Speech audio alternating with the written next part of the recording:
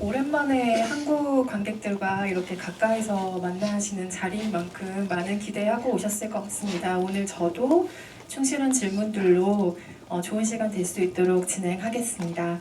봉준호 감독님 입장하실 때 큰 박수로 맞이해 주시기 바랍니다. 봉준호 감독님 모시겠습니다.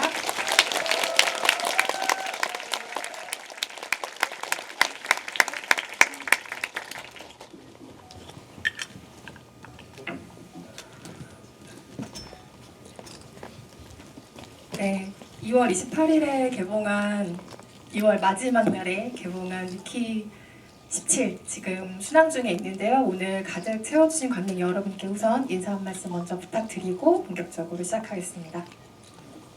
네, 얘기할 준비가 되어 있습니다. 이따 질문도 많이 해주시고요. 네, 감사합니다. 이렇게 와주셔서. 네. 보통 관객과의 대화 시간을 45분, 50분 이렇게 배정받는 경우도 있는데요. 오늘은 그나마 조금 넉넉하게 시간을 받아서 관객석으로 마이크를 넘겨서 질문을 받을 수 있는 시간 또한 제가 다 잘 계산해 두겠습니다. 그 점 감안하셔서 앞에 관련된 이야기들을 들어주시고 좋은 질문들 부탁드리겠고요. 영화는 말하자면 미키 더 익스펜더블이 미키 반스라는 이름을 찾아가는 영화라고 우선 보았습니다. 그래서 미키가 죄의식을 가지고 있는 인물이기도 하고 트라우마가 있는 인물이기도 한데 거기서 한 발짝 나아가서 말하자면 인생의 봄을 맞이하는 성장 스토리이기도 하다는 점에서 반가웠고요. 봉준호 감독님의 8번째 장편 영화라는 점에서는 봉준호 8, 봉준호 8을 다 같이 복격하게 된 작품이기도 합니다. 아주 가벼운 질문부터 하나 먼저 드리려고 하는데요. 내한을 배우들이 굉장히 많이 했었어요. 로버트 패틴슨을 시작으로 이후에 나오미 에키, 마크 러팔로, 스티븐 연이 또 내한을 하기도 했고요. 다들 너무 자연스럽게 하트를 만드는 풍경이 또 관객들에게 굉장히 놀라움을 안기도 했는데 이게 대체 이 영화의 현장에서 어디까지 퍼져 있는 문화였는지 조금 궁금하긴 하거든요. 촬영 중에 그런 행동을 한 적은 없었습니다. 근데 이제 홍보가 돌입하자 다들 그거 하더라고요. 네, 저나 우리 한국 배급사 쪽에서 강요하거나 그렇게 교육한 적은 전혀 없습니다. 그렇죠. 유튜브를 보고 한국에 가면 그렇게 해야 된다라고 자연스럽게 즐겁게 생각을 하나 봐요. 네, 워너브로더스 코리아나 저는 절대 강요 내시는 학습시킨 적이 없다는 사실 알아주시기 바라고 뭐 이렇게 하는 거지 이러고 막 베를린 영화제 때도 이제 상영이 끝나고 이제 막 박수 치고 이제 이런 분위기인데 옆에서 툭툭 쳐서 보니까 로버트 패틴슨이 이러고 있는 거야. 내가 당황해서 어쩔 수 없이 저도 이렇게 했죠. 근데 재밌나 봐요. 너무 귀여운 풍경이었어요. 그리고 내한 기자간담회 때 아예 배우들 입장하실 때부터 서로 기차 하트를 만들어서 입장하시는 걸 제가 처음 봤거든요. 근데 왜 이 가벼운 질문을 드렸는가 하면 영화를 제가 다시 보았는데 그 식민행성으로 가는 우주 지원자들이 막 모여 있을 때 모래풍이 부는 상황이 있잖아요. 거기에 그 방송용 카메라가 잠깐 와서 사람들을 인터뷰하는 장면이 있는데 거기에 단역분 한 분이 소나트를 만들고 계시더라고요. 그래서 여자 보조 맞아요. 출연자분이 이거 하는 게 있어요. 네, 그래서 이 현장에 이미 퍼져 있는 문화인가라는 조금 심심한 그런 궁금증을 가지기도 했고요. 잘 알려져 있다시피 각본은 2021년에 쓰신 작품입니다. 현실 세계와의 접점으로 이 각본의 시기가 또 한번 화제가 많이 되기도 했는데요. 혹시 팬데믹의 여파가 각본 작업에 은연중에 있었을지 한번 여쭤보고 싶습니다. 왜냐하면 미키가 여러 임무를 수행하지만 17까지 오는 과정에서 여러 백신의 실험체가 좀 자주 된다는 인상도 있어서요. 그 이제 행성 도착하면은 그 바이러스 들이마시라고 막 그러잖아요. 그 애를 먼저 내보내가지고 불쌍하게. 그래서 거기 보면 뭐 미키 그 보이스오버의 그 나레이션에 나오죠. 12, 13, 14 아니 13, 14, 15, 16인가가 이제 그 백신 테스트하면서 가장 미친 듯이 연달아서 막 죽는 장면이 나오는데 죽고 리프린트 되고 또 주사 맞고 또 죽고 리프린트 되고 뭐 그때가 이제 시나리오 21년도에 한창 팬데믹 시기에 쓰면서 특히 이 익스펜더블 그러니까 뭐 위험하고 험한 일에 투입이 되는데 심지어 그 중에서도 로봇이나 이제 기계가 할 수 없는 일, 그러니까 사실 생체 실험에 동원돼서 실험실 쥐처럼 사용되는 불쌍하게 그런 사용되는 상황이 이제 가장 그 미키 본인한테는 힘들고 혹독한 뭐 죽는 것 자체가 늘 힘들다고 말을 하지만 그 중에서도 아마 그 실험실 쥐 신세가 되는 게 가장 힘들 순간일 것 같다 생각을 했고 그거를 또 연이어 반복적으로 하면서 막 거의 출력되자마자 바로 뭐 3초 만에 주사 맞고 막 이러잖아요. 그래서 가장 힘들고 가혹하고 그렇지만 본인은 또 그게 인류를 위한 거라고 생각하고 그런 식으로 또 나름 정신 승리를 하고 그러니까 거기가 이 미키라는 그 미키의 어떤 직업, 극하는 직업, 그다음에 익스펜더블이라는 직업의 어떤 실체를 가장 강렬하게 압축적으로 보여줄 수 있는 게 그게 아닌가 싶어서 이제 또 마침 시나리오 쓸 때는 팬데믹 그 코로나 바이러스 얘기를 항상 할 때였었고 화면에 인서트 보면 심지어 나와요. 이렇게 그 연구자가 컴퓨터 모니터 화면 보면서 이제 바이러스에 대해서 체크하는 게 있는데 그게 사실 우리 코비드 관련 뉴스에서 늘 보던 그 그래픽과 거의 똑같거든요. 그래서 21년도 그 당시의 그 모습이 영화에 녹아 들어가 있죠. 근데 뭐 우리 그러지 않았었나요? 9시 뭐 9시까지 3명. 너무 옛날 일 같지 않아요? 이제 까마득하게. 근데 실제 그랬던 시절이 있었잖아요. 우리가 불과 몇 년 전인데. 영화를 처음 볼 때는 미키가 어떤 모습으로 등장을 할까 저도 기대감을 안고 암전 화면을 바라보며 기다렸던 기억이 나는데요.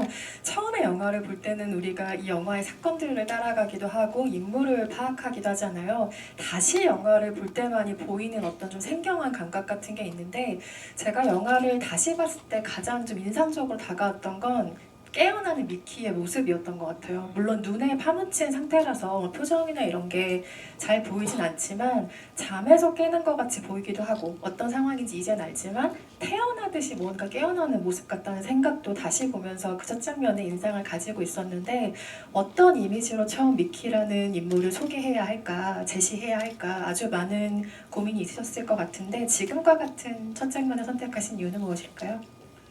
일단 그 말씀하신 그 느낌이 맞아요. 정말 약간 애기 같은 거 있잖아요. 애가 깨어나는 느낌. 그 영화 되게 그 뭐 제목도 미키 17이지만 진짜 미키 얘기잖아요. 미키를 계속 따라가면서 보면 되는 건데 얘가 정말 좋아지는지 아니면 파괴되는지 뭔가를 극복하는지 아니면 처음부터 끝까지 힘든데 뭐가 그래도 약간 나아지면서 끝나는 건지 결국 이제 미키를 보면 되는 얘기고 그만큼 미키 개인에 관한 얘기인 거고 또 미키의 주관적인 관점에서 많은 것들이 진행되는 거고 그러니까 보이스오버도 있고 그런 거겠죠. 그래서 제인 캠피언 피아노란 영화 옛날에 보면은 이렇게 그건 아예 노골적으로 그 여자 주인공의 시점 화면이었을 거예요. 이렇게 햇빛이 스며드는 손가락 사이를 이렇게 그 뿌옇게 보이는 포커스가 나간 손가락으로 시작하고 뭐 그런 장면도 있는데 그만큼 개인적이고 주관적으로 이렇게 딱 시작이 되고 그런데 이제 화면이 좀 객관적으로 빠지면 이 사람이 좁고 깊은 절벽 틈새, 그러니까 크레바스라고 이제 소설에서도 나오는데 그 크레바스 제일 밑바닥에 있는 거죠. 모든 어떤 거에 제일 밑바닥 인생 같은 느낌. 그 티모는 이렇게 스티븐 연을 위해서 얄밉게 내려다보고 있는 누군가 나를 건져주기를 꺼내주기를 바라는 느낌 같은. 그래서 뭐 이런 식으로 미키를 소개하고 싶다 처음에라는 생각 들더라고요. 방금 언급하신 나레이션에 관련해서는 우리가 영화를 보자마자 직관적으로 파악되는 어떤 그 나레이션의 기능과 효과라는 것이 분명히 있습니다. 그런데 봉준호 감독 필모그래피 전체에서는 이게 조금 희귀한 등장 같은 것이라 뭐 전례를 찾아보면 기생충에서 그 기우 최우식 배우가 연기한 기우가 그 아버지에게 보내는 약간의 정말 마음을 담은 러브레터 같은 편지글을 제외하고는 나레이션을 좀처럼 사용하지 않으셨던 것 같은데요. 인물에게 일단 목소리를 준다는 점에서 나레이션 장치는 상징적이기도 하죠. 그리고 목소리를 통한 캐릭터의 보다 빠르고 분명한 파악이 관객에게 가능하다는 점도 중요할 텐데요. 실제로는 어떤 효과들을 조금 더 기대하신 활용인지 궁금했습니다. 좀 더 미키 입장이 돼보자고 한 건데 간단히 얘기하자는데 말씀하신 것처럼 제가 보이스오버 이렇게 흔히 말하는 식으로 내레이션 이렇게 해본 적이 없어서 조금 걱정이 되기도 했고 말씀하셨던 것처럼 기생충 후반부에 잠깐 있긴 있었어요. 최우식이 배우가 이제 중얼중얼하면서 아버지에 관한 얘기랑 뭐 모르스보 얘기하고 그랬던. 근데 그 시퀀스 기생충 후반의 그 시퀀스를 찍고 편집할 때 좀 재밌다고 느꼈었거든요. 그 전에 한 번도 그렇게 해본 적이 없어서 그랬는지. 그리고 최우식 배우의 목소리를 되게 좋아하는데 그의 목소리를 들으면서 편집실에서 이렇게 저렇게 해보는데 왠지 마음이 안정되고 신경 안정제를 먹는 듯한 기분과 좋았었어요. 그래서 그 미키도 그런 식으로 해보고 싶다라는 생각이 들었었고 이제 보이스오버 목소리에 대해서 이제 로버 패티슨하고 얘기를 많이 했었는데 그 되게 희한한 이상한 약간 만화 영화 주인공 같은 목소리 같기도 하고 그래서 편집하면서 재밌었던 기억이 나고요. 그리고 이제 내용을 보면 미키가 뭐 이렇게 막 얘기하는데 화면이랑 이게 안 맞는 그런 내용들이 있어요. 뭐 막 싸우고 있는데 뭐 되게 좋게만 얘기한다거나 그리고 화면 속에 자기가 하는 대사랑 주거니 받거니 충돌하는 것 같은 것도 있잖아요. 그 지원 썼을 때 다 읽어보셨죠? 뭐 익스펜더블 읽어보셨죠? 그럼 뭐 네 하는데 바로 보이스오버 나오잖아요. 읽었어야 됐는데 뭐 이런 그런 충돌 같은 거를 단순히 이제 보이스오버가 혼자 막 뭔가를 해설하는 게 아니라 바깥 화면하고 좀 이렇게 같이 호흡을 티키타카를 했으면 좋겠다라는 생각이 있었더랬죠. 네. 미키를 포함해서 이 식민행성으로 가는 인력들이 권력층을 제외하고는 비교적 젊은 사람들인 점도 은연중에 좀 눈에 띄기도 했는데요. 이것은 두 가지 측면에서 그랬던 것 같아요. 그러니까 봉준호 감독님 영화 전체를 보았을 때는 항상 영화에서 중요했던 아이들의 존재가 어디에 있을까라는 것을 좀 무의식적으로 찾게 되는 시간이 있었던 것 같고 그것이 베이비 크리퍼로 대체된 것일까? 뭐 이런 생각도 해보기도 했고요. 근데 이 세대 구성은 조금 무의식적인 선택이었을까요? 그 제네레이션에 대한 얘기를 했었어요. 우리 스태프들하고도 의도적으로 그렇게 나눈 거다. 그래서 배우들의 이제 부모 세대가 마크로팔로 부부밖에 없는 거예요 영화에. 딱 한 명 이제 예외가 이제 그 우리 그 스티브 박 그 배우가 연기하는 지크라는 캐릭터. 영화에서 보면 유일하게 좀 정상적인 인물이잖아요. 그 나름 어른 구실을 하는 사람인 것 같고 그 사람이 약간 우리의 뭐 외삼촌이나 고모부부 제네레이션 같은. 그리고 이제 그 조금 위에 이제 부모 제네레이션으로 흉측하게 이제 마크 러팔로와 토니 콜레트가 있는 거죠. 저도 이제 어느새 영화를 찍다가 이제 부모 세대가 되었는데 55세, 6세가 되다 보니까 근데 그 딱 고립시키고 싶었어요. 부모 세대를 그 두 부부의 캐릭터로. 그리고 나머지는 다 미키, 나샤, 뭐 카이, 티모처럼 쫙 그 세대들이 있는 거고 이제 마샬이 마크로폴러가 흉측하게 막 그 연설하는 것처럼 너희들이 이 행성에서 뭐 씨를 퍼뜨려라, 뭐 창궐해라. 이제 그 이제 나쁘게 표현해서 이제 그 나쁜 표현대로 하면 번식하기 위한 그 세대가 딱 있는 거죠. 그래서 그 중간 세대와 또는 그 미키 나샤의 밑에 뭐 예를 들어 중고등학생처럼 보이는 나이대라든가 이런 인물들은 일부러 다 배제를 했죠. 그러다 보니까 이제 그런데 이 미키 나샤 세대가 또 젊은 부모 역할을 하는 게 이제 베이비 크리퍼를 안고 뛰어갈 때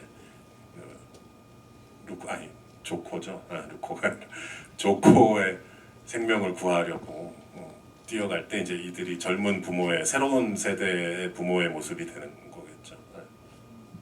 나레이션 이야기를 조금 더 이어가 보면 로버트 패틴슨은 목소리 연기를 항상 참 잘하는 배우이지만 캐릭터에 맞춰서요.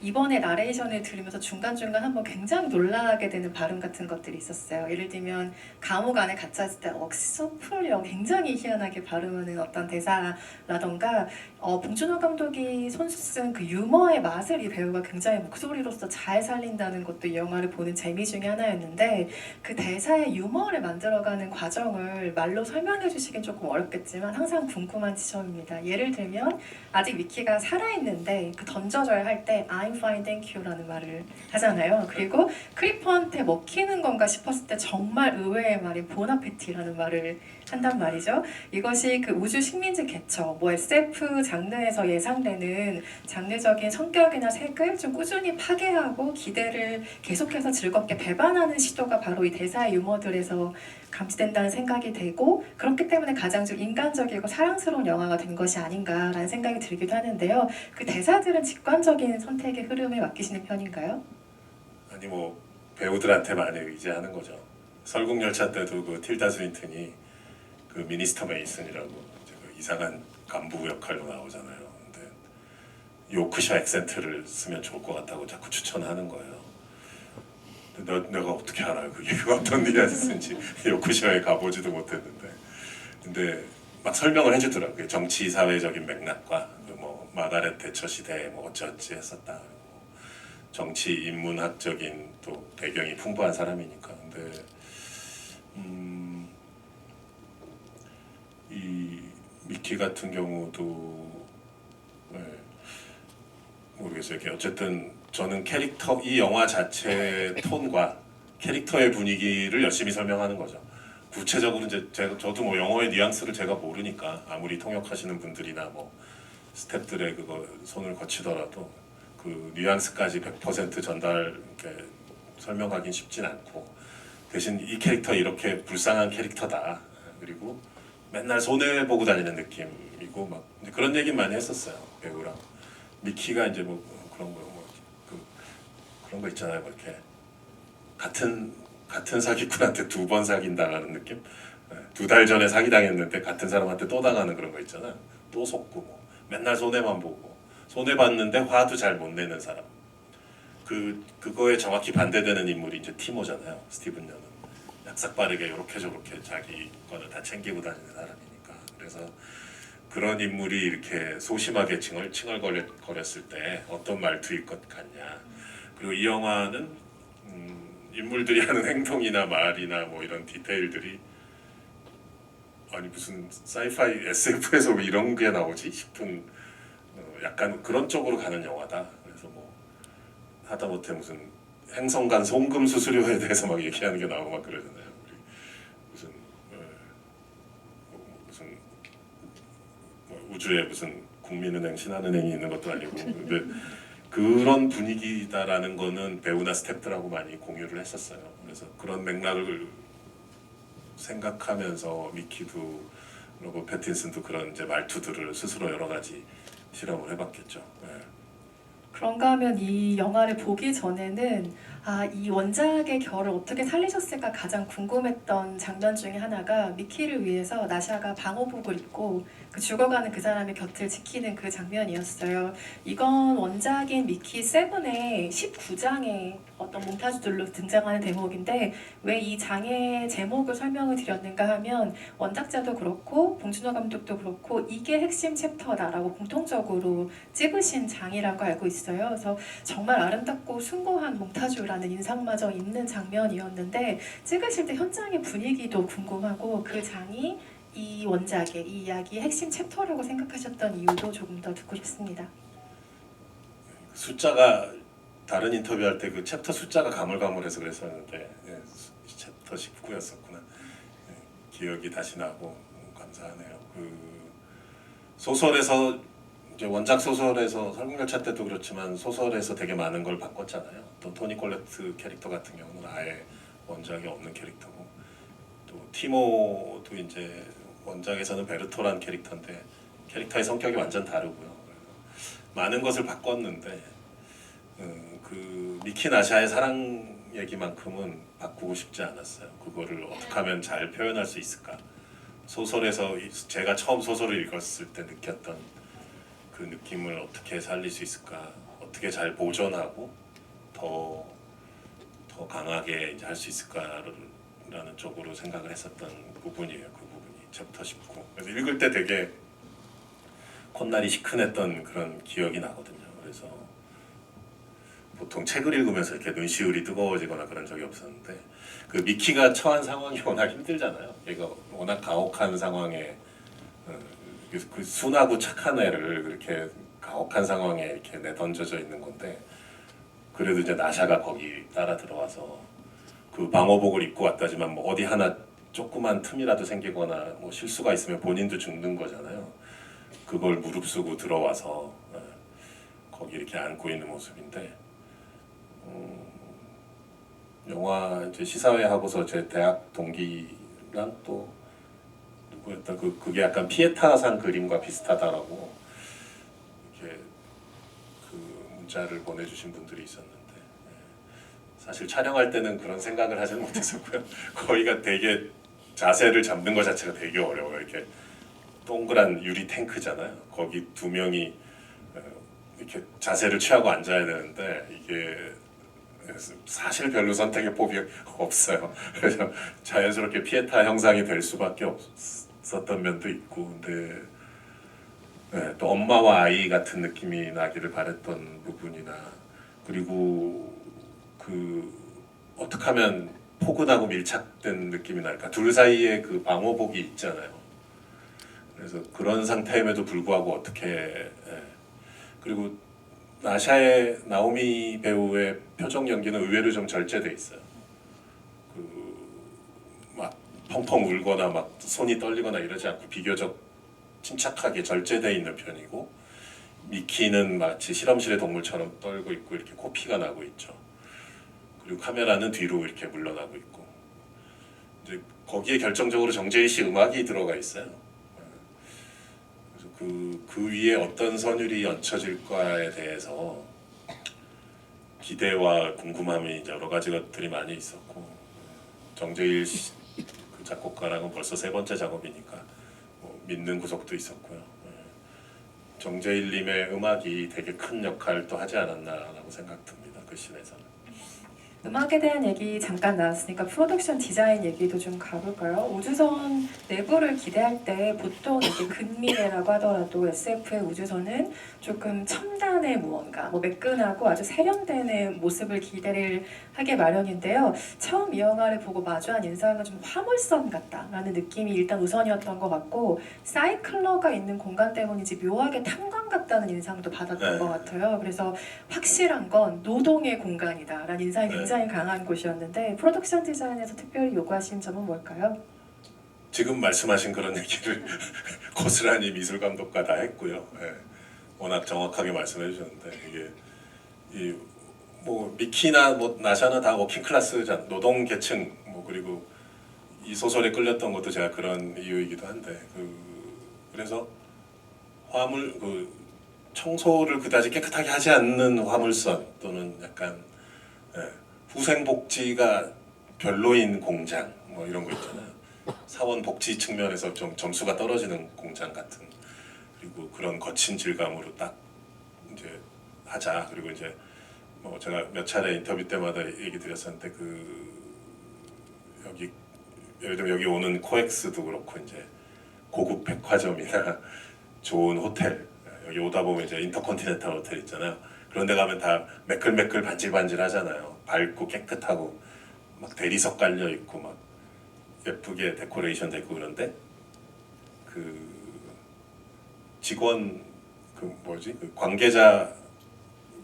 관계자만 스태프 옹리 관계자 외 출입 금지 공간 거기 문을 탁 열면 또는 갑자기 모든 톤이 확 바뀌잖아요. 이렇게 거칠해지면서 이렇게 위에는 파이프 있고 뭐 막 전선도 노출돼 있고 이제 그 경계선을 넘는 순간 갑자기 손님을 응대하는 공간과 클라이언트를 받는 공간과 이제 스태프들이 왔다 갔다 하는 건 확 차이 나잖아요. 그래서 그 느낌 얘기를 많이 했어요. 그 공간에 들어갔을 때 느낌. 그래서 이 영화 우주선뿐 아니라 또 주거단지 역할을 하잖아요. 사실 행성에 도착해서도 계속 밖에 이제 아파트를 아직 짓지는 못하고 그 앞 비행기 안에서만 계속 있는 거니까 뭐 예를 들어 14시간 비행을 해서 뉴욕까지 갔는데 우리가 JFK 공항에 비행기를 세워놓고 계속 비행기에서 한 몇 달, 1년 생활한다고 생각해보세요.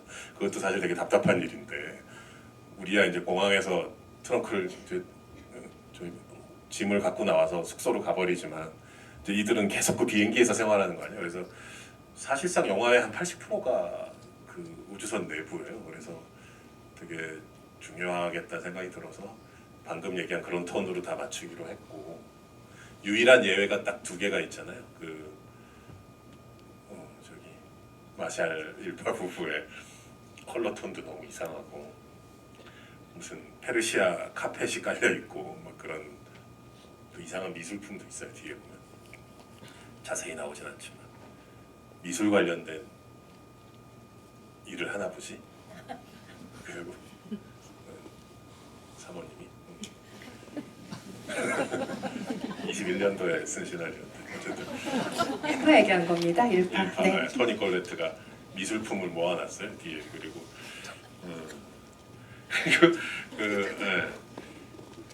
그리고 그 공간이랑 그 다음에 휴먼 프린터가 있는 이제 우리 스태프들 랩이라고 실험실이라고 부르는데 거기 어쨌든 과학자들이 모여 있는 그 공간.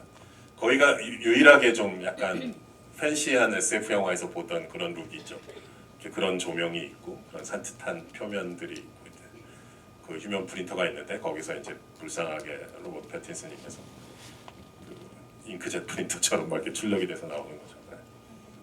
우주선 안에서도 기억해 보시면 복도 장면이 많이 인상 깊게 기억이 나실 것 같아요. 멀티플의 존재가 밝혀진 이후에 그 마샤를 만나러 가는 이들도 복도를 지나가면서 이제 바깥 상황도 알게 되고 어떤 대화를 하게 되죠. 그리고 다른 장면에서도 사실 다수의 복도 장면이 등장을 하는데 아마도 이것은 길게 뻗은 공간을 바라보는 감독의 취향이 여전히 반영된 지점인가라는 생각도 조심스럽게 해봤습니다. 여전히 영화적인 모양, 공간성이라는 생각을 가지고 계신지요?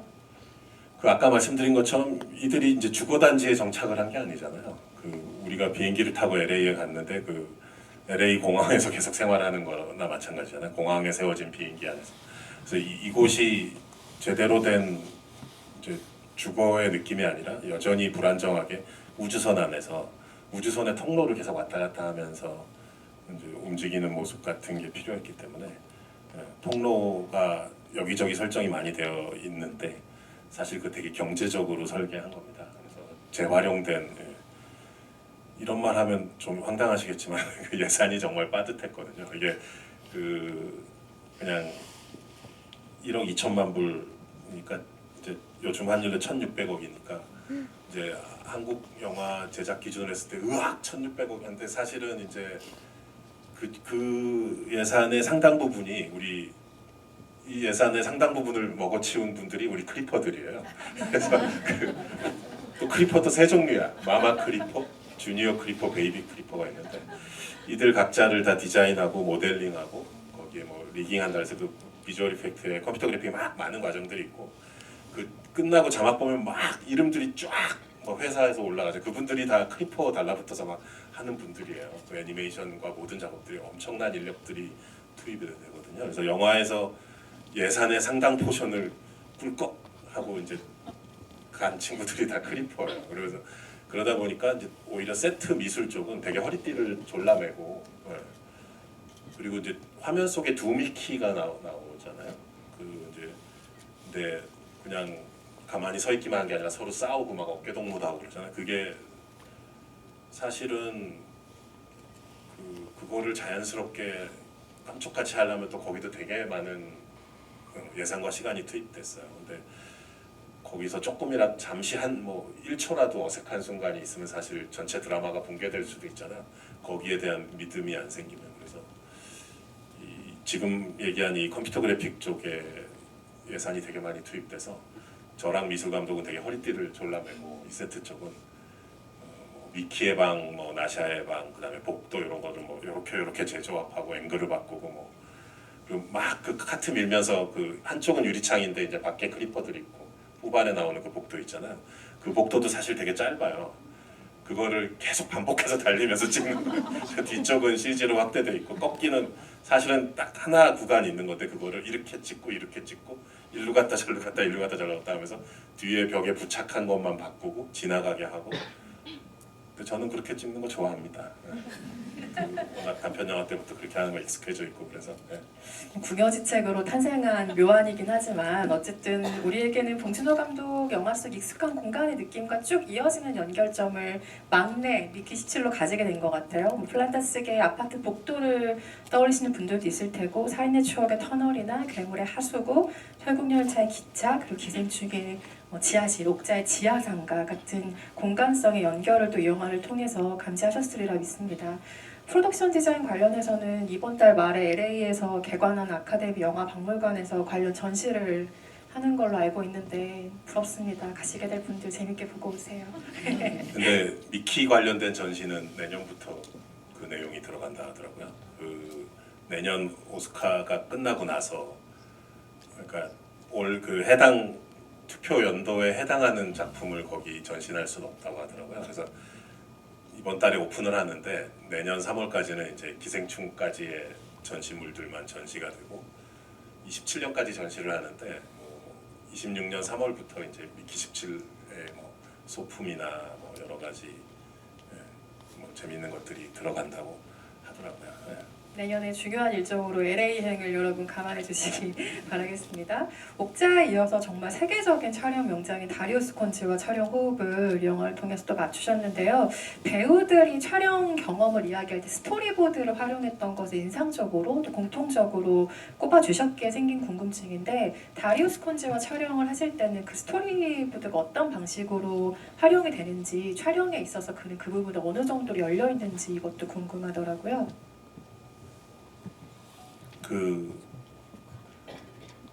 어디를 어떻게 찍고 카메라가 어느 위치에 있고 뭐 어떤 사이즈로 찍고 카메라가 이렇게 움직여야 된다라는 이제 설계도가 있는 건데 그렇다고 그게 구체적으로 거기에 뭐 빛과 그림자를 어떻게 세팅을 하고 뭐 카메라의 이제 렌즈를 어떻게 선택하고 이런 건 사실 촬영 감독의 몫이고 저와 촬영 감독이 의논해서 하는 거기 때문에 그 기초적인 그 설계도가 던져졌다고 해서 사실 뭐 촬영 감독이 할 일이 없어지거나 이런 건 전혀 아니잖아요. 예. 여전히 무궁무진하게 할 일이 많고 그 라이팅 이제 빛의 그러니까 광선과 그림자에 대한 집착과 욕심이 어마어마하신 분이어가지고 그리고 이렇게 제가 파리에 있는 그분 집에 가서 식사를 한 적이 있었는데 옛날에 옥자 때였나 집이 되게 어두워요. 깜깜하고 1층, 2층이 다 어둡고 그래서 그 사모님이 되게 막 저한테 투정을 감독님 너무 어둡지 않아요 집이? 저는 미치겠어요. 뭐 아무것도 안 보여 그러더니 다리우스는 No, still too bright. 뭐 막 이러는 거여서 더 어둡게 하고 싶다고 자기는 그 침침한 조명 밑에 이렇게 고양이 되게 멋있게 생긴 고양이가 이렇게 앉아 있고 분위기가 묘해요 집이 가면. 그리고 집에 또 자기가 이렇게 라이팅을 해놓은 거예요. 그래서 가족들이 그걸 건드리는 걸 되게 싫어하신대요. 그래서 보면서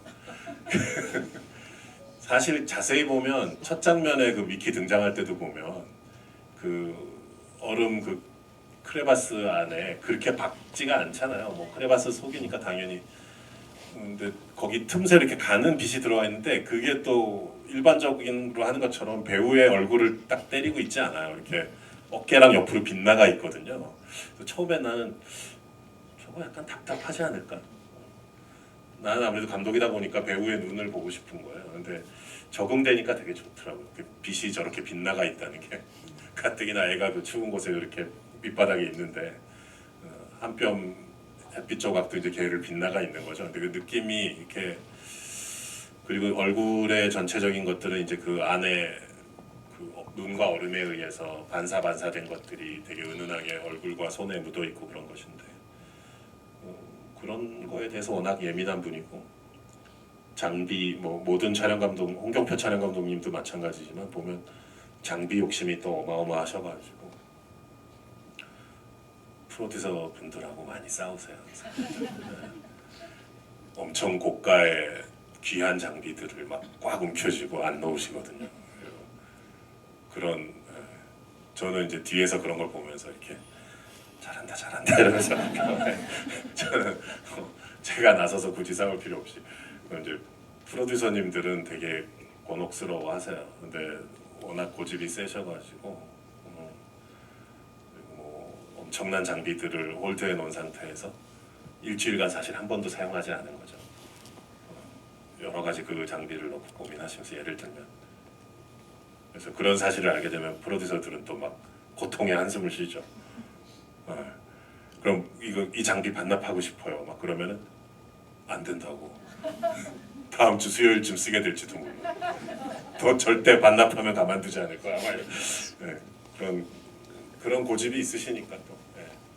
아니, 처음에는 이건 그냥 혼자 개그로 생각한 건데 혹시 다리우스 블랭크의 이름을 다리우스 콘지에서 따오신 걸까요? 그도 예술적인 촬영에 감화된 캐릭터잖아요. 마치 그런데 진짜 사채업자.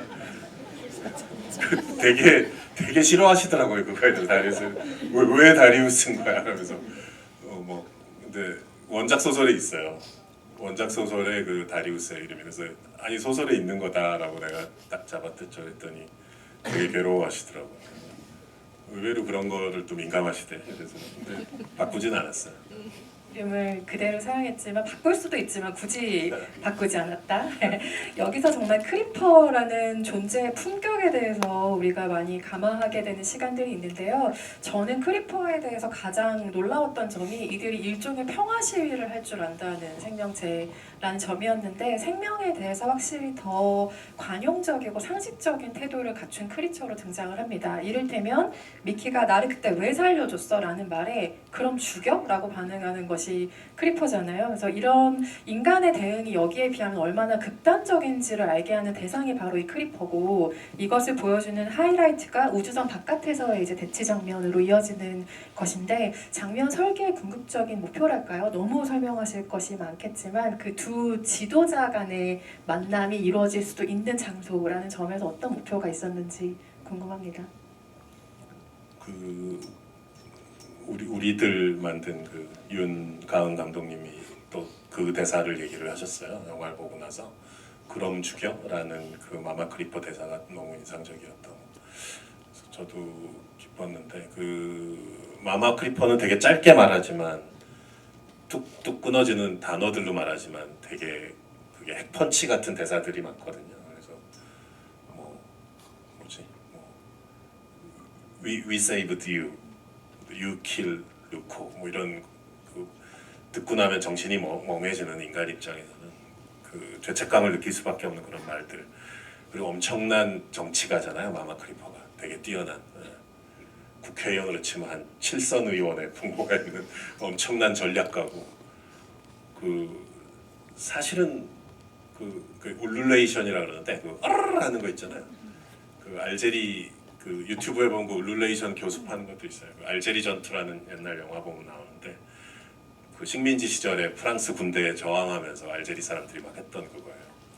아르르 그 알제리 전투라는 그 유명한 영화 교과서에 나오는 영화 보면 클라이막스에 그게 나옵니다. 근데 아프리카 그 알제리 사람들이 이제 저항하면서 우리나라로 치면 약간 대한독립 만세 비슷한 건데 유관순 누님의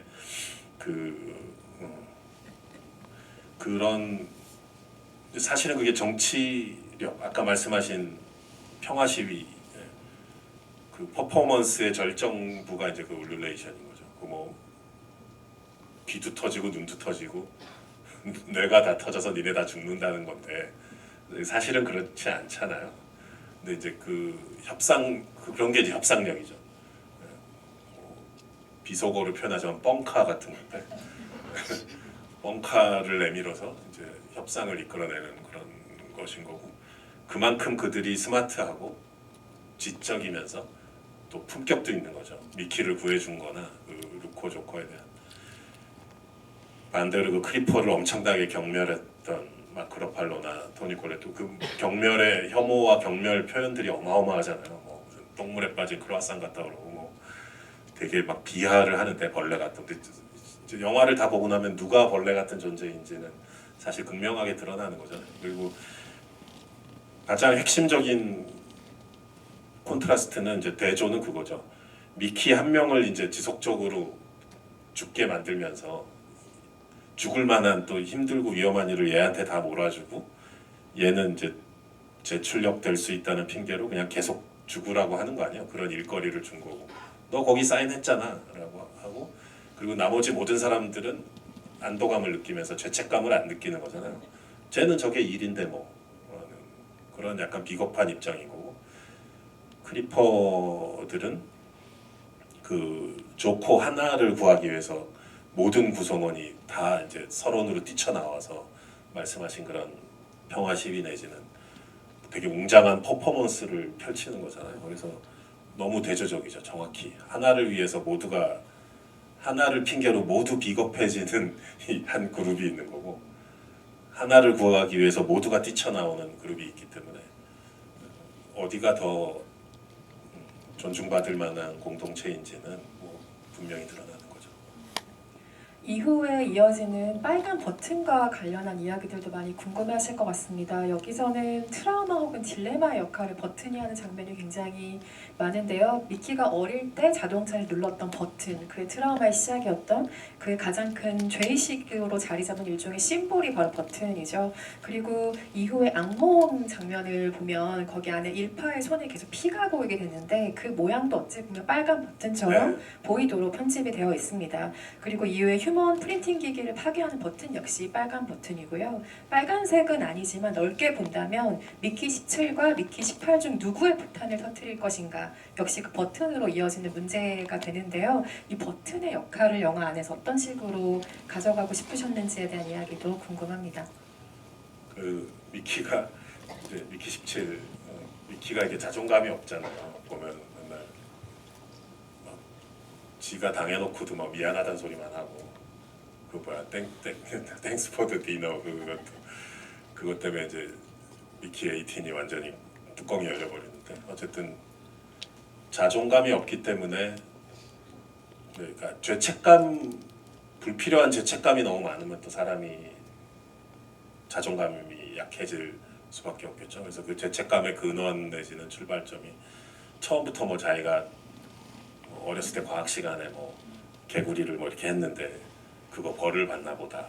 또뭐 나샤 방에 안 가서 벌을 받나 보다라고 하는데 더 거슬러 올라가면 이제 어렸을 때 그 자동차에 근데 자동차에 뭘 이렇게 눌렀다고 사고가 나겠어요? 뭐 착각하는 거죠. 어떻게 보면은 그거를 자기 트라우마 스스로 이제 트라우마로 스스로 만들어버린 것 같은 건데 또 다른 이제 분리된 다른 자가 이제 18의 형태로 그 사고 원인은 그게 아니래잖아라고 이제 얘기를 해주잖아요. 또 다른 애가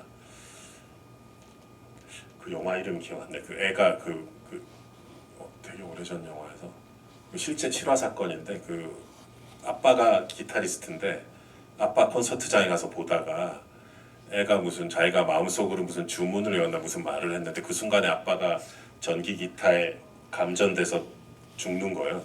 공연장에서 쓰러졌는데 그게 자기가 아빠를 죽였다고 그때부터 아이가 말을 안 하고 이제 실어증이 돼서 근데 이제 그 아이의 마음 속에 이제 깊은 곳을 탐험에 들어갔더니 결국 그게 있었던 거예요. 자기가 그렇게 해서 아빠가 그때 그 애 이름이 영화 제목이었는데 이 영화 보셨죠? 네, 감전 지식대. 근데 그거를 에이미? 네, 에이미란 영화. 근데 거기서 제가 좀 착안을 한 것 같아요. 그 미키가 약간 비슷한 거죠. 그 차에 이렇게 아니 근데 뭐 밖에 그렇게 노출돼 있는 버튼을 누른다고 뭐 차가 어떻게 폭파되겠어 어쩌겠어요. 그건 애가 그렇게 착각하는 거죠. 근데 엄마를 잃은 고통과 막 그런 사건 교통사고 자체의 막 충격 속에 있다 보면은 아이들이 그렇게 생각할 가능성이 있다고 저는 보거든요. 그래서 그 죄책감의 출발점이 버튼인 건데 그래서 오늘날의 미키의 그런 성격을 있게 한 어떻게 보면 출발점 같은 건데 트라우마인 거고 버튼이. 근데 그거를 이제 그 자기의 생명을 오락가락 이제 생사 여탈권을 쥐고 있는 그 잔인한 마샬 일파 부부가 이제 팔에 그걸 차고 뭐 이렇게 남의 생명을 자기가 선택하듯이 해서 그리고 막 토니 콜렛도 자꾸 막 누르려 그러고 막 이러잖아요. 그래서 되게 잔인한 버튼이죠. 근데 그게 결국은 마지막에는 이제 그 휴먼 프린터를 폭파시키는 버튼이 되는 거니까 트라우마에서 이제 자기 해방이라고 하니까 좀 너무 거창한데 뭐라 해야 되지? 트라우마였던 버튼이 이제 행복의 버튼이 되는 거죠. 저는 그 장면의 미키의 나레이션도 굉장히 인상적이었어요. 영화를 보면서 사람들이 다 묻잖아요. 죽는 게 어떤 기분이냐고 미키에게 묻는데 이 사람이 답을 시원하게 하는 장면은 거의 없단 말이에요. 그래서 물론 아마 이 미키의 캐릭터를 보건대 평소에 뭐 실존주의나 자기의 뭔가를 깊이 연관시킬 수 있을 것 같지는 않죠. 그렇게 생각할 인물은 아닌 것 같지만 근데 마지막에 그가 그 버튼을 누르면서 다른 미키들의 살아볼 기회를 없애는 것 같다는 죄책감을 느끼게 되잖아요. 거기서 저는 어렴풋이 어떤 생각을 했냐면 이전에 그 18과 싸울 때도 지금까지는 내가 계속 이어지는 기분이었잖아 라는 이야기를 그 18에게 하게 되는데, 그러니까 다른 사람들은 익스펜더블을 계속 죽는 존재라고 인식을 하지만, 혹은 죽어도 상관없는 존재라고 생각하지만, 어쩌면 미키는 계속 살아간다는 거에 조금 더 초점을 맞췄던 사람이 아닐까. 그러니까 이건 죽는 이야기가 아니고 정말 사는 것에 초점이 더 간 이야기고, 그걸 이해한 유일한 인물이 어쩌면 미키가 아니었을까라는 생각을 하게 됐는데요. 관련해서 네. 네, 그 말씀하신 거에 이미 답의 내용 다 있는 것 같은데요. 그 끊임없이 재출력된 사람만이 할 수 있는 생각이었던 것 같아요. 정말 재출력돼서 살아도 자기는 사는 거니까. 그리고 뭐 그 빨간 벽돌 같이 생긴 거울 장치에서 연결이 됐건 어쨌건 자기의 기억과 감정과 마음은, 특히나 나샤에 대한 사랑하는 감정까지도 자기는 연결시켜 왔으니까 삶의 연장으로 생각했을 테고, 그래서 또 이제 그 이후에 나올 미키에 대해서 살짝 죄책감이 느껴지려나? 이제 그 길티 죄책감 얘기했던 과정 그래도 버튼 눌러버렸잖아요 이미. 네. 그 누를 수 있는 사람이 된 거죠 이제. 그래서 미키의 성장 영화 측면에서 봤을 때, 네, 이제 우리가 믿고 보내줘도 되는, 뭔가 제 나이 대 관점에서 뭔가 이제 분가시켜도 될 것 같은 분가시켜도 될 것 같은 미키가 된 느낌. 이거 알아서 잘 하겠구나 이제 라는 느낌 드는 거죠.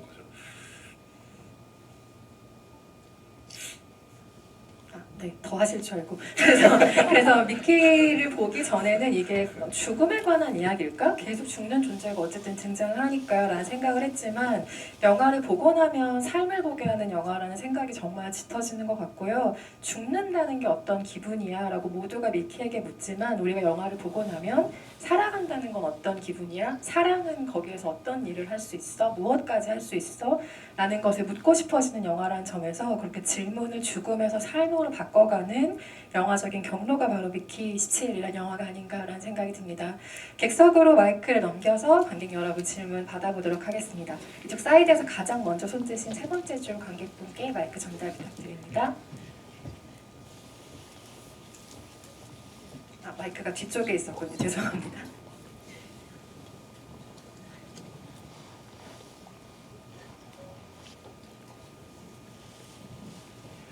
네, 안녕하세요, 감독님. 이번 영화를 9회차나 봤을 정도로 정말 재밌게 봤습니다. 예. 질문을 드릴 게, 감독님은 주로 그런 가장 최근에 만든 한국 영화니까 기생충까지 봤을 때 주로 좀 철저하게 좀 현실적으로 영화를 좀 만드시고, 또 결국엔 그 영화에 좀 비참하고 좀 파국을 주로 그리면서 그렇게 해서 영화의 엔딩을 마무리하는 식으로 영화를 항상 만들어 오셨는데, 근데 이번에는 좀 철저할 정도로 평화와 공존, 그리고 상대방에 대한 그런 존엄성을 주로 다루면서 결국 영화에서는 감독님 영화 중 최초로 완벽하게 해피엔딩을 맞이하면서 영화가 끝나게 되는데, 이렇게 연출하신 게 좀 의도한 바가 있는지 좀 궁금합니다. 완벽한 해피엔딩으로 느껴주셨다니 되게 감사합니다.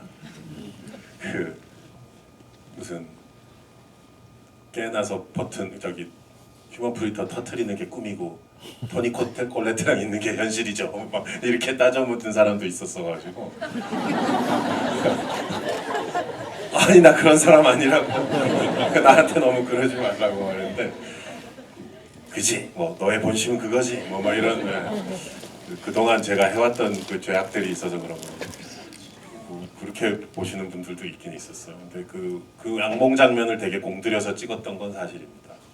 근데 그 악몽에서 보면 이제 우리 너무나 끔찍한 어떤 존재가 되돌아오잖아요. 그 프린터에서. 그래서 모두가 원한다고 또 막 얘기하잖아요. 토니 콜레트. 그 악몽의 잔상이, 그 악몽의 씬은 사실 되게 많은 샷들로 공들여서 찍혀져 있거든요. 그 씬을 없애야 된다고 주장하셨던 어떤 분도 계셨지만, 뭐 이제 와서 하는 얘기지만, 근데 그렇지, 그런 일이 있었죠. 근데 그 씬이 되게 중요했고, 근데 그 악몽을 이제 되게 간결하게 극복해 버리잖아요. 미키가 어렸을 때부터 꿈을 많이 꿨는데 악몽을, 근데 그냥 이번에 안 무서웠다. 18이 무슨 형인가? 뭐 그 형이라면 어떻게 했을지 생각해봤어요. 요즘 하면서 바로 그냥 꺼져 하고 딱 밝은 햇살 아래 깨어나는데, 그 그 악몽 때문에 그 눈부신 햇살의 이제 라스트가 더 밝고 행복하게 느껴질 수도 있고, 또는 그 악몽의 잔상이 너무 강해서 그 해피엔딩인데도 뭔가 찜찜하게 이거 진짜 괜찮은 거야? 그리고 뭐 뒤에 한 씬 더 있는데 잘린 거 아니야? 뭐 이렇게 약간 그럴 수도 있죠. 평소에 또 저의 습성을 의심하는 분들은. 근데 해피엔딩인 게 맞고요. 그 미키한테 좀 제가 그동안 주인공들한테 잔인 주인공들을 되게 가혹하게 다뤘던 경우가 많아서 주인공들의 운명을 미키한테 좀 그러고 싶지 않았어요. 워낙 여러 가지 죽을 고생을 많이 한 친구고 또 너무 착한 친구인데 그 친구를 영화 속에서 파괴시킨다고 해서 내가 얻는 게 무엇인가 뭐 이런 생각이 들더라고요. 그래서 파괴되지 않은 채로 끝내고 싶었어요, 영화를. 미키가. 네. 저희가 그 오늘 선물로 준비한 것 중에 사인 포스터가 있고, 그리고 미키 17의 그 메이킹북이 한 권이 있는데 그 한 명을 제가 지정해달라는 엄청난 부담으로 제가 지금 진행이 안 되고 있거든요. 그래서 지금 결말에 대해서 얘기해주신 가장 처음 질문해주신 관객분께 포스터가 갔는데 포스터 대신 메이킹북을 선물로 드리겠습니다. 그리고 이후에 질문하신 분들에게 사인 포스터가 수량이 가능한 한 선물을 해드리도록 하겠습니다. 자, 이번에는 그러면 중앙으로 한번 가보겠습니다. 이럴 때는 움직임이 큰 분이 유리합니다. 맨 앞줄에 맨 앞줄에 계신 두 번째 사이드에 앉아 계신 관객분께 마이크 드립니다. 사인 포스터는 봉준호 감독님과 로버트 패틴슨이 사인한 버전입니다. 질문 기회 주셔서 너무 감사합니다. 저는 이 영화는 어떤 조건이어야 인간일 수 있는지에 대해서 좀 끊임없이 질문한 영화라고 봤는데요. 이제 마크 러팔로는 죽는 게 두렵다면 너도 인간이다라고 얘기를 할 정도로 뭔가 어떻게 하면 인간이 될 수 있는지에 대한 질문을 계속해서 하는 것 같아요. 그리고 미키 17은 그보다 사랑을 할 수 있어야 인간이다라고 생각했던 것 같은데 이 영화를 만들 때나 혹은 평소에 감독님께서 생각하시는 인간일 수 있는 조건이 무엇인지 좀 궁금합니다. 네, 반문해보면 더 쉽게 알 수 있는 경우도 있는데, 예를 들어 일파 같은 인물은 소스를 만들 수 있고 소스를 먹을 수 있어야 이게 인간다운 삶인가? 라는 그런 뜨악한 질문을 할 수 있는 건데, 사실은 이 영화 속의 주요 인물들이 처해 있는 상황이나 그 행성의 모습을 봤을 때 일파가 집착하는 그런 집착들이 얼마나 그 허황된 것인지는 사실 쉽게 느낄 수 있잖아요. 그래서 좀 전에 이제 했었던 질문에서 이어서 얘기해 보자면은 미키가 최소한도 파괴되지 않을 수 있었던 조건이 뭘까? 미키가 파괴되지 않기를 바랬던 영화인데, 제가 시나리오를 쓸 때도 그렇고 찍을 때도 그렇고 나샤 때문이었던 것 같아요. 그래서 그렇다고 뭐 사랑 만병통치약 이론을 뭐 피려는 건 아닌데 그것이 남아 있어야 되지 않을까? 그 둘러싼 상황이 뭐 좋은 게 사실 하나도 없잖아요. 그 공동체의 모습, 또 그 공동체의 그 약간 최악의 지도자 같은 사람이 있고, 또 상당히 그 식당 씬에서 보면 상당히 한 다수가 또 그를 지지하잖아요. 그런 커뮤니티 속에 이렇게 던져져 있는 건데 미키가. 그리고 그 인간은 먹고 하루 세끼 밥 먹는 게 제일 중요한데, 이상한 무슨 건설 장비 같은 끝에서 이상한 회색 죽 같은 게 찍 나오잖아요. 네. 그 되게 흉측한데, 물론 제가 그렇게 하라고 만든 거지만 그런 걸 먹으면서 그런 식판에 줄을 서서, 식당에는 의자도 부족하고, 그런 모든 여건 속에서 사채업자의 전기톱에 잘리기 싫어서 그런 호롤단신 그런 곳으로 떠나는 건데, 그 먼 행성으로. 나샤가 없었다면 정말 어땠을까? 그게 뭐 사랑이면 다 만사 오케이야 라는 식의 그냥 순진무구한 주장을 하려는 건 아닌데, 그것마저 없었더라면 어떻게 했었을까라는 생각은 해볼 수 있잖아요. 우리가 이 모든 최악의 상황들 속에서. 그래서 그게 되게 간절한 부분인 것 같고, 그 복잡한 정치 사회학적인 틀을 갖다 대지 않더라도 사랑을 가로막는, 일상을 가로막는 게 무엇인가에 대해서 우리는 피부로 느낄 때가 많이 있잖아요. 그게 뭐 법률이건 정치적인 시스템이건 사회적인 작동 메커니즘이건 간에 최근의 일들로 아마 우리 겪어보지 않았을까? 지금 그래도 우리가 일상을 유지하면서 와서 영화도 보고 그러니까 되게 기쁜데 이제 그런 것들이 쉽게 붕괴될 수도 있다라는 거를 이제 체험해 보게 되면은 되게 공포스럽죠. 그래서 사랑 그 자체가 뭐 만사형통이라는 주장은 아니지만 무엇이 우리 일상과 사랑을 방해하는가, 그 어떻게 하면 그것을 우리가 극복 또는 피해갈 수 있냐를 따져보면 우리가 최소한의 인간답게 살 수 있는 조건이 뭔지는 아마 저절로 답이 나올 것 같습니다. 다음 질문 또 받아보겠습니다. 이쪽 사이드로 또 가야겠죠? 뭘 들고 계신 거죠? 뭔가 흔들고 계신 분께 마이크 전달드립니다. 포스터인가요? 일단 항상 건강하게 좋은 작품 만들어주시면 감사하겠습니다. 늘 잘 보고 있습니다. 항상 건강하시고. 제가 죄송합니다. 말좀 이렇게 감독님의 작품을 쭉 보면서 항상 느끼는 게 뭔가 이제 마무리에 이제 그 관객들한테 독백하는 시간을 좀 주시는 것 같은데 개인적으로 이번 작품에서는 이제 관객들이 이제 어떤 점을 좀 주로 느꼈으면 좋겠고 그리고 만약에 가볍게 이제 봉준호 감독님께서는 미래 사회가 혹시 이런 미키 17 같은 이런 환경이 될 수도 약간 그 미래 사회 뭐 그냥 간단히 어떻게 다가올지 그런 좀 견해가 궁금합니다. 죄송합니다. 말씀이 없습니다. 아니 근데 정확히 이해했습니다. 어떤 질문 하셨는지. 그 미래 제가 뭐 미래학자들처럼 뭐 미래를 예견할 수 있는 것도 아니고 미래는커녕 지나간 일, 실제 겪은 일, 과거의 일도 과연 정확히 해석이나 분석을 하고 있는지 잘 모르게 의심스러울 때도 많고요. 스스로 늘 혼란스럽죠. 하루하루 혼란 속에 살고 있습니다. 이 큰 혼란 속에서 그나마 뭔가 작은 어떤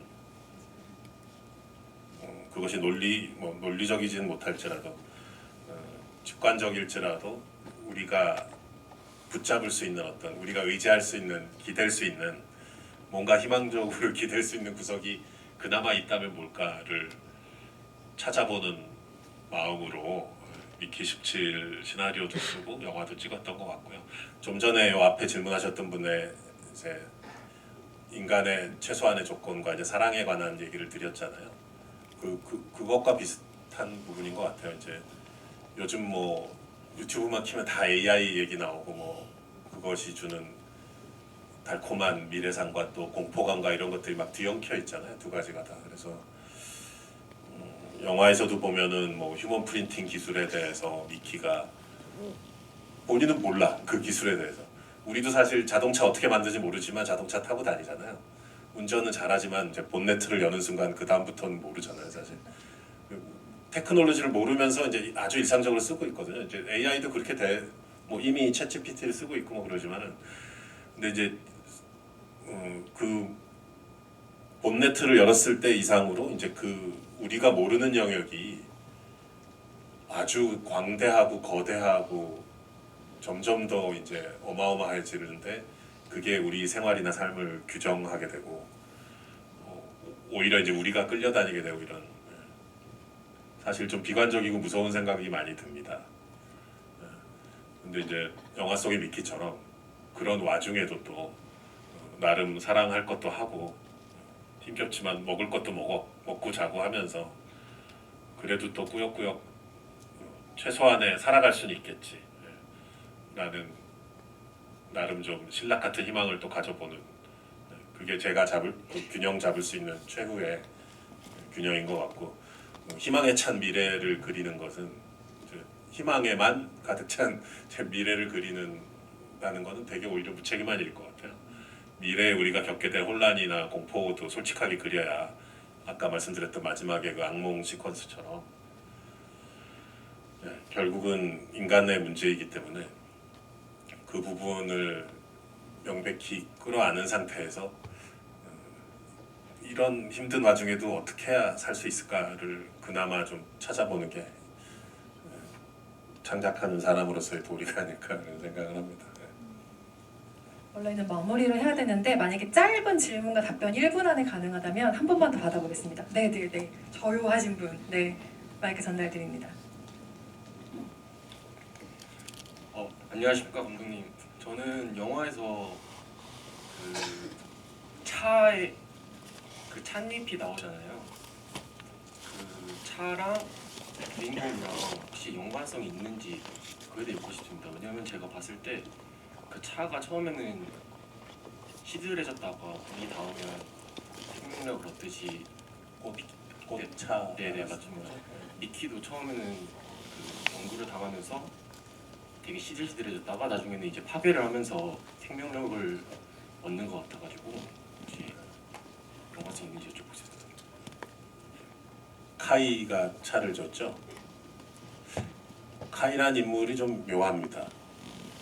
마샬한테 되게 당신 나를 자궁으로 보는 거야? 이러면서 되게 당차게 대들 때는 또 강력한데 또 마샬이 뭐라 하면 또 되게 쉽게 순응하는, 저 친구는 시스템에 순응하는 체질인지 아니면은 아주 당돌하게 대들 수 있는 사람인지. 물론 제가 묘사한 인물임에도 불구하고 되게 기묘한. 그리고 누구는 그러더라고요. 프로듀서 중에 한 명은 이 사람 되게 실용적인 사람이다. 프랙티컬한, 매사에 접근이 그런 거고 그때그때 자기가 원하는 거에만 되게 솔직한 친구다. 근데 그걸 나쁘다고 할 수는 없지 않는가. 뭐 이런 얘기들이 있었어요. 그리고 성적 취향도 되게 폭넓게 열려 있는 것 같고 마지막에 이제 그 친해져 있는 친구분 모습을 보면 그래서 오히려 영화상에 그렇게 돌출되거나 이제 나샤처럼 스토리를 이끌어가는 캐릭터는 아니지만 저 미래 시대에 저런 되게 흔한 또는 일반적인 그런 캐릭터의 모습일 수 있지 않을까 라는 생각을 했었고, 그런 카이가 이제 지구에서 가져온 귀한 거라면서 그 꽃차를 타주잖아요. 아까 얘기한 그 식판에 그 이상한 회색 죽 같은 거 그런 거 먹는 동네인데 거기가 우주선이, 거기서 그 카이의 귀한 마음을 이제 그래서 그 이제 쓰리썸이라고 할 수는 없지만 어쨌든 두 미키와 사랑을 나누는데 이제 그 차를 들고 왔잖아요 카이가. 카이 입장에서는 되게 그 차를 미키한테 주고 싶어서 왔는데 되게 마음에 좀 작은 상처도 되고 약간 그 되게 섭섭했을 것 같아요 카이 입장에서. 그래서 그때 이렇게 차 안에서 뱅뱅 도는 그 피어져 있는 꽃이 나오는데 그런 지금 말씀드린 맥락에서 찍었고요. 그 꽃을 미키라고 생각해 본 적은 솔직히는 없었습니다. 네, 그런 질문을 해주셔서 감사합니다. 네, 캐릭터나 뭐 다른 질문을 이어가자면 사실 저희한테는 500시간 정도가 필요할 것 같은데 안타깝게도 자리를 마무리해야 될 것 같습니다. 오늘 오신 관객 여러분께 끝인사 한 말씀 부탁드리고 저희 자리 마무리하겠습니다. 네, 그 미키 뭐 그간에 이제 영화에서 많은 인물들을 다뤄보고 그랬는데 또 미키만큼 좀 정도 많이 가고 잘 되기를 바랬던 인물이 없었던 것 같아요. 그 동안에 좀 냉정하게 봤었던 경우들이 많이 있었는데 제 영화에 나왔던 인물들에 대해서 그래서 여러분들도 그런 마음을 같이 나눌 수 있었으면 좋겠습니다. 미키를 보면서 감사드립니다. 계속 이어질 미키17의 행보에 많은 응원 부탁드리고 김준호 감독님 만수무강하십시오. 좋은 영화 만들어 주십시오. 감사합니다.